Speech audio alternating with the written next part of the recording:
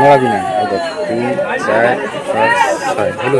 যে বৈদ্যুতিক মোটর দিয়েই চলতো একসময় তার পরিবার, সেই বৈদ্যুতিক মোটরের কারণেই এবার প্রাণ গেল মাহবুবুর নামে এক কৃষকের। ইমিডিয়া সবাইকে স্বাগত। আপনাদের সাথে আছি আমি পরিমল চন্দ্র বসুনিয়া। দর্শক, আজকে লালমনিরহাটের হাতীবান্ধা উপজেলার নওদাবাস ইউনিয়নের কেতকিবাড়ি এলাকায় বিদ্যুৎ স্পষ্ট হয়ে মাহবুবুর রহমান নামে একজন মারা গেছে। দর্শক, আপনাদেরকে জানিয়ে রাখি, নিহত এই মাহবুবুর রহমান নওদাবাস ইউনিয়নের ২ নং ওয়ার্ডের মৃত ওমর আলীর ছেলে।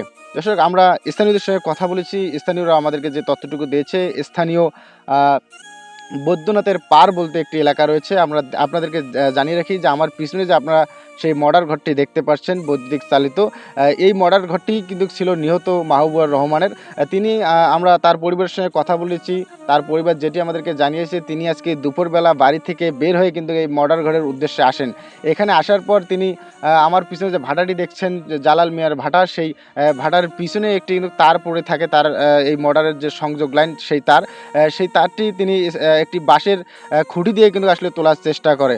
এতে কিন্তু তিনি বিদ্যুৎ স্পষ্ট হন। স্পষ্ট হওয়ার পরেই কিন্তু তিনি এখানেই নিহত হয়। শুধু তাই নয়, স্থানীয় লোকজন তারপরও তাকে উদ্ধার করে কিন্তু হাতীবান্ধা হাসপাতালে নেয়।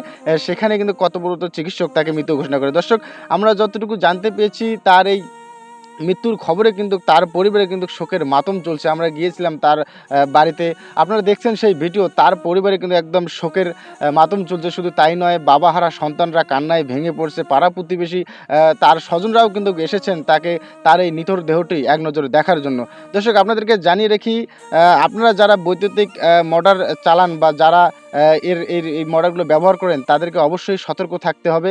কেননা বর্তমান সময়ে কিন্তু আসলে যদিও বা বিদ্যুৎ সবার প্রয়োজনে বা প্রতিদিনেই আমাদের প্রয়োজন হয়, সেক্ষেত্রে অবশ্যই সাবধানের সহিত কিন্তু সেগুলো ব্যবহার করা দরকার। ইতিমধ্যেই আপনাদেরকে জানিয়ে রেখি, এখানে এই মর্ডার ঘরটি যে দেখছেন, এখানে যিনি মারা গেছে মাহবুবুর রহমান, তার যে এই মর্ডার ঘরের যে সংযোগ লাইন, অর্থাৎ বিদ্যুতের যে তার, সেগুলো কিন্তু আসলে বাঁশের খুঁটি দিয়ে কিন্তু কোনো রকমভাবে ব্যবহার করা হয়েছে। শুধু তাই নয়, তিনি আজকে সকালবেলায় এসে যখন দেখতে পেলেন যে তার বৈদ্যুতিক মোটরের যে লাইন রয়েছে, লাইনটি ছিঁড়ে পড়ে আছে, তখন কিন্তু তিনি বাঁশের, অর্থাৎ কাঁচা বাঁশের একটি খুঁটি দিয়ে কিন্তু আসলে সেটি তোলার চেষ্টা করে। এতেই কিন্তু তার অসাবধানতা বশতই কিন্তু আসলে এই লাইনে বিদ্যুৎ ছিল, সেখানে তিনি শক হয় এবং সেখানে কিন্তু ঘটনাস্থলেই তিনি কিন্তু মারা যায়। শুধু তাই নয়, স্থানীয় লোকজন পরে তাকে উদ্ধার করে প্রথমে হাতীবান্ধা হাসপাতাল যে রয়েছে সেখানে নিয়ে যায়। সেখানে কর্তব্যরত চিকিৎসক কিন্তু তাকে মৃত ঘোষণা করে এবং সেখান থেকে পরিবারের লোকজন তাকে কিন্তু বাড়িতে নিয়ে আসে। দর্শক, আবারও আপনাদেরকে বলছি, আপনারা যারাই এই বৈদ্যুতিক চালিত মোটর ব্যবহার করছেন বা সেচ দিচ্ছেন, তারা অবশ্যই কিন্তু সাবধানের সাথেই মোটরটি ব্যবহার করবেন বা তারগুলো ব্যবহার করবেন। পরিমল চন্দ্র বসুনিয়া, ই মিডিয়া, লালমনিরহাট।